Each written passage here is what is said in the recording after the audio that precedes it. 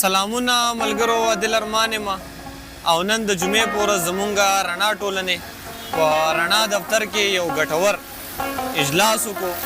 نو د اجلاس نه بس زمونږ چې کوم ملګري پاتې شوي وو نو ما وی چې یوه ټپه په دې هیله شریکه کړو چې تاسو به ترې خوندونه واخلئ. نو باران وریږي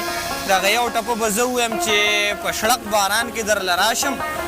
ته مې په شین اسمان کې نه کوې پوښتنه. جواد یو ټپه دغه شندامه په اشارو باندې مې پیکا باران وریږي غږ دې نه راځي مینه د باران دې کمال ته ګوره له یاده وتې خلک بیا در یادوینه او ستا د یادونو اور مړ نه شو نری نری باران ته ډېره ودرېدم